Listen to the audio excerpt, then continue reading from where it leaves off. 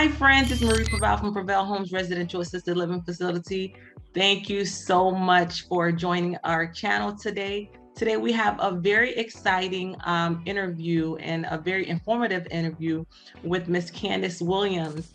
She is a caregiver to her lovely mother, Robin, who has frontotemporal dementia. And so I wanted her to come on. She's on social media. She also has a website, and she's really giving a lot of great information about her journey with her mom and how it is as a caregiver and what her mom's going through. And I thought she would be able to bring a lot of light to this form of dementia, which many aren't aware of. I know for me, I'm not really familiar with this one, although I have a clinical background, but I think this would be very informative for our guests, for our audience. So without further ado, let's have a round of applause for Miss Candace Williams today. Yay!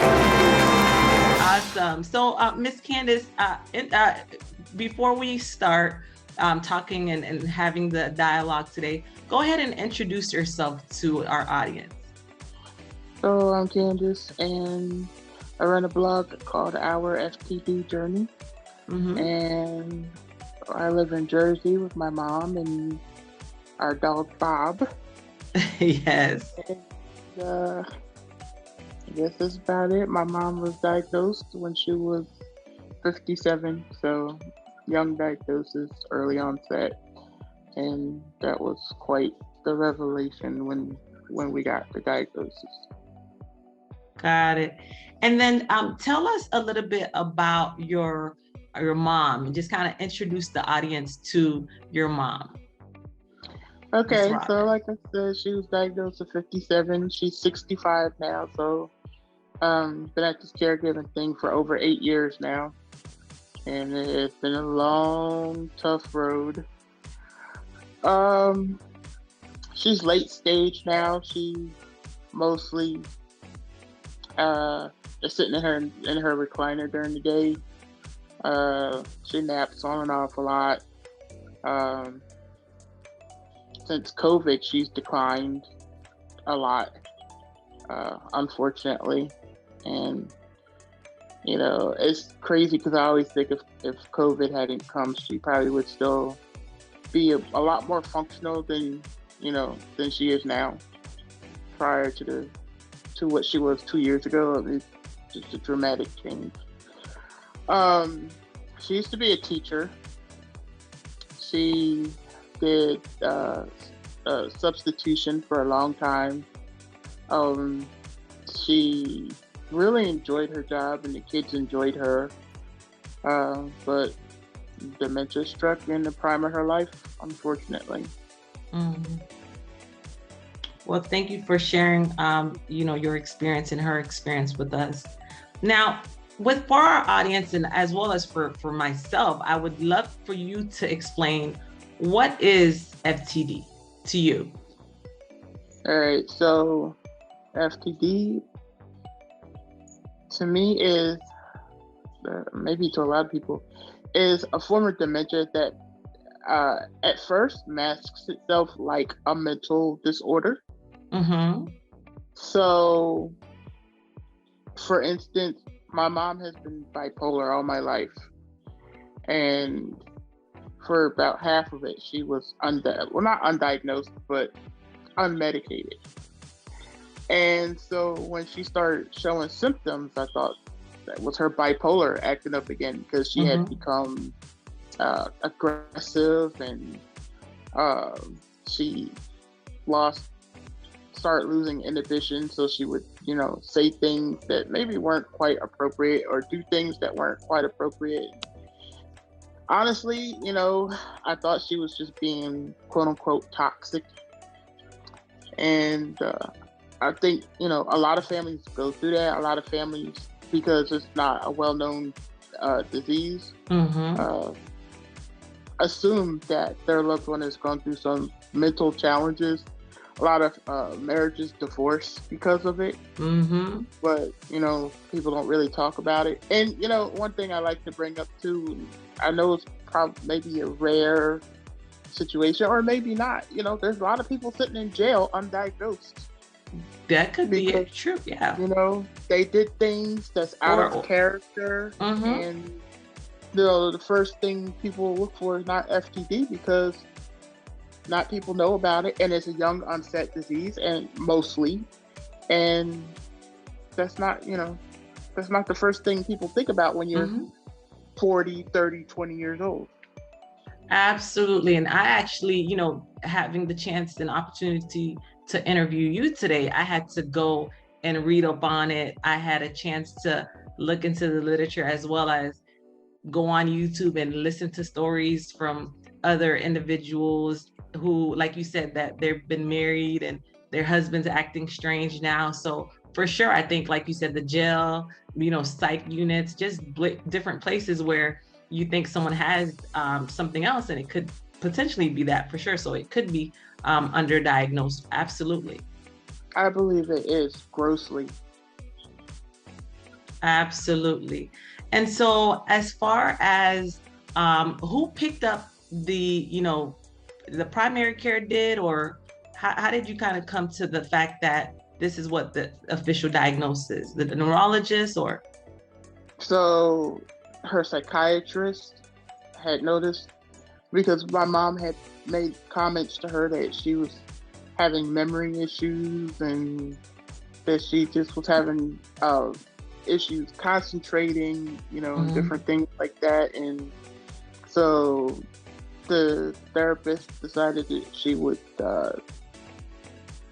change her meds, or kind of tweak it a little bit, and see if that worked. And that wasn't working, and it went probably about a year like that, and then she went to her primary, and the primary did like a lot of metabolic testing on her, making sure she didn't have like a B12 deficiency, because B12 deficiency can mimic, yeah, dementia symptoms, and different hormonal things. Check her thyroid, because she's always had a thyroid issue, and she had her thyroid was removed, so and like half her parathyroid. So they thought, well, maybe it was she needed a change of meds, and all of that testing, and that checked out okay. And once they realized, okay, there's something deeper going on, then she got sent to the neurologist, and they did testing on her, and they did the cognitive testing on her, where you got to count the mini coins. mental tests, just. And they realized, oops, something's not right here, and sent her for a PET scan, and that's when we got the diagnosis. Right, absolutely. And then, just from brushing off, and just for the audience, this is something that affects the frontal lobe and the temporal lobe of the brain. And so from what I've read, it affects men and women and men, and it seems like it happens at a very young age, 40s and 60s, or the onset, as well as the men and women. It seems like they have the same amount, as far as who has it more. It seems like it's equal, as far as from what I've read regarding the diagnosis of this dementia. Yeah, the thing is like, this disease is so tricky, because the typical age of diagnosis is between 40 and 60, but you could be much, much younger. And on a rare occasion, you can be diagnosed late onset, which is like 80 years old or whatever, but typical is between 40 and 60, but usually you'll find them diagnosed more younger than older. So. Yes, absolutely. So now tell the audience, why did you feel like you wanted to tell your story about, everything that's happening to you? Because I think it's beautiful, and I think you're really helping a lot of people. What kind of prompted you to do that? She did. Oh, did she motivated you to do it, or just kind of the inspiration from her? Well, my mom, like I said, was a teacher, so she was an educator and advocate, and about a year in, she told me that she wanted to work on a project with me, and I was like, all right, cool. And what do you want to do? And so Uh, Already she had started to develop aphasia, so she was having a difficult time telling me like exactly what. So I just started running off ideas. Yeah. So I was just like, hey, why don't I just like take a bunch of pictures and videos and, like we can work on a website together or something. Yeah. And she was like, okay. And I said, so that means I'll be taking pictures and videos like constantly so I can, have stuff to put on the blog. And she was Right. like, okay. She was like really excited about that. Nice. Um, so I was like, all right, cool. So she still had the mental capacity, to tell me that's what you wanted. She Right. didn't quite have the words, but she had the capacity. So, and I have a lot of video that I haven't put up yet because I want to find a way. Like, I need to find a good editing program and find a way to protect, my videos and everything. But once I do that, I'll Mhm. be put them up. Absolutely.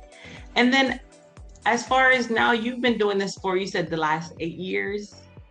Yep, caregiving for 8 years. Caregiving for the last 8 years. So I hate to use the word mistake, but this is something that I like to always share. At least for me, I find people find it they're more comfortable when you can let them know if you have made a mistake. We just kind of find that mutual, commonality. So what are 3 mistakes that you feel like, and they're not necessarily mistakes, but 3 things that you've kind of fumbled on or, early on or even now that you could, give advice to caregivers since you've been caring for your mom for the last 8 years? Hmm. I think I would have been more patient earlier, but you don't know what you don't know. Mm-hmm. And when she first got diagnosed, there was really hardly anything about FTD out there. Right. So it was about 2, maybe 3 years in when I started going to seminars because I'm like, if I want to be a better caregiver for her, I Mm-hmm. need to educate myself on what this is and how to deal with different things. And then it started clicking. Oh, okay, I need to be more patient. Okay, I need to be more compassionate, not expect her to know or do things that, are a challenge for her anymore. Oh, I need to keep her occupied so she's not bored. Right. So it was definitely a learning curve, Mm-hmm. but I don't know if I necessarily call mistakes. It's just something Yeah, I hate that word mistake also. but I think once you do start educating yourself, then there's no excuses when it comes to some things. Like Sure. patience is always going to be a challenge, Mm-hmm. But like I heard something one day that's always clicked with me, and I use that now. It's like if you'll hear a lot of caregivers say, "Well, I don't understand why they just won't do this anymore. Why all of a sudden they don't know how to do that anymore?" And it's Right. like, okay, well, if you broke your leg, would you want somebody to expect you just be able to up and walk on it? Right. Somebody breaks their leg, they can't just walk on it, and eventually they'll heal. But what we have to understand as caregivers is our our loved ones. I personally prefer to call it brain failure. Mm. I find that calling it dementia really takes away from what it is. It makes it sound Mm. like people are just losing their memory, and there's so much more to that. Wow. So you think you would, if you had a choice, you would call it brain failure, like the brain is Mhm. just like shutting down. Right. Sure. If somebody's kidneys are shutting down, what do you call it? Kidney failure. Somebody's liver shutting down, they call it liver failure. So you feel like Right? the term dementia just kind of masks exactly what's happening. It kind of doesn't give the true picture of really what's happening. No, exactly. I just think, people understand it less because they just think, oh, they just have memory problems. I love that. And what people don't understand is dementia literally means that your brain is dying. Just like kidney failure means your kidneys are dying. Just like liver failure means your liver is dying. But when you have dementia, your brain is dying. So how come we don't diagnose it as brain failure? Sir, you can still call it dementia if you want, Sure. but you need to let people know that your loved one's brain is dying and there's nothing they can do about it, and you're going to have to learn how to live with it. Mm. Wow. That's very powerful there. Anything else that occurred to you that you would like to share, just maybe to help someone avoid, something that you did early on?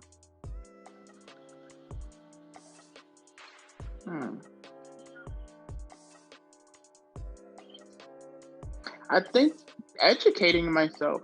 Yeah, I love that. I think education matters. I don't think caring for somebody with brain failure is something you do without learning what that means. Sure. Because your loved one isn't just losing their memory, they are losing their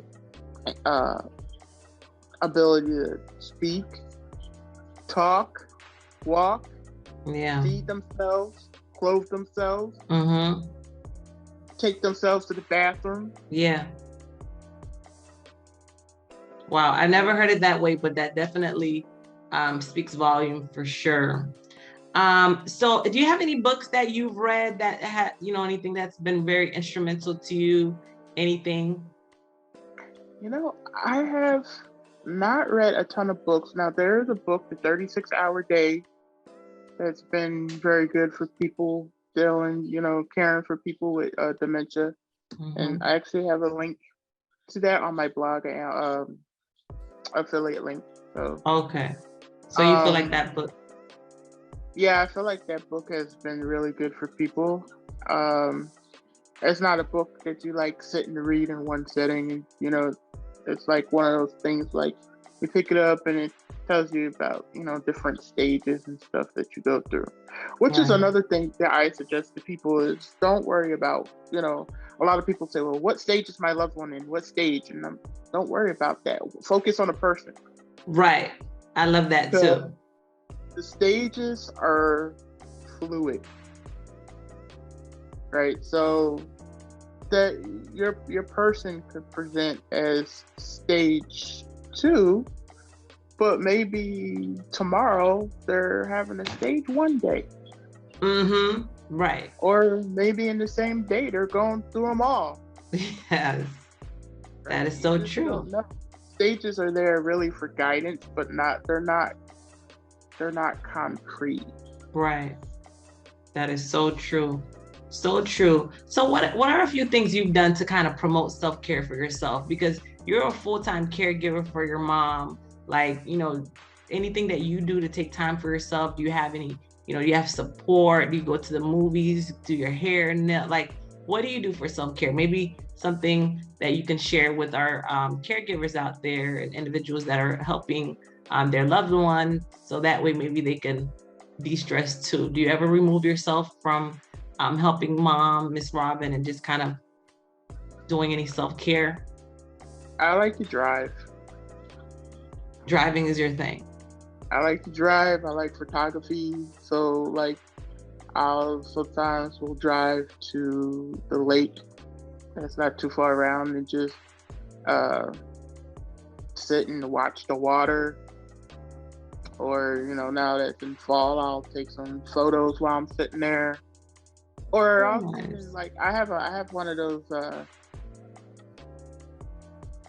dash things, like with the suction cup. So I'll set my phone in it, and sometimes I'll take pictures actually while I'm driving. It's close enough that I can just, press the button and not hurt anybody. So, driving for me is a thing. I like to, drive and blast my music, and I don't know, I just find it really relaxing. Awesome. And then now, tell us a little bit about Mr. Bob here. Bob. Mr. Bob, I saw him on your website. He's so cute. Come on. Tell us a little bit about Mr. Bob and how he's been very helpful. I know you said he's been just so helpful and helping and supporting Miss Robin. Tell us, hey, hi, cutie. We got him, let's see, we're in 21, we got him in 2015, and he is a Bichon Poodle mix, and he, according to them, would be about 11 years old right now. Not sure if that's completely accurate, but sure, we'll go with that. Yeah. We got him for her, and I mean, they were fast friends. When she used to sit on the couch, he would come and curl up with her and sit next to her, or put his head in her lap, or if she was upset, he would come comfort her. Like, I would say to him, "Go sit with mommy," and he would come sit with her. And yeah, he's very sweet.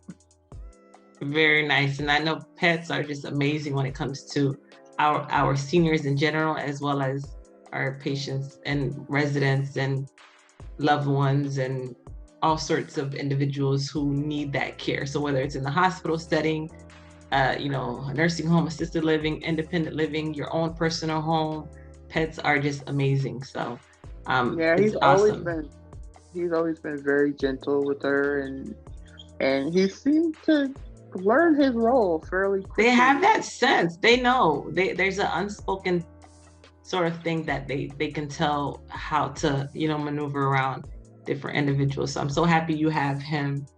And then as far as one of the questions that I like to ask when I'm interviewing is, what does aging mean to you? Just curious. So, like, when you think of the word aging, what does it mean to you?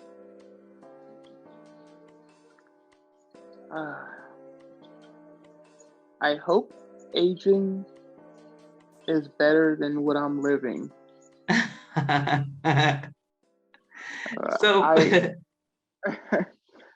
mean, like, my grandmother is, I think she's 88, 89.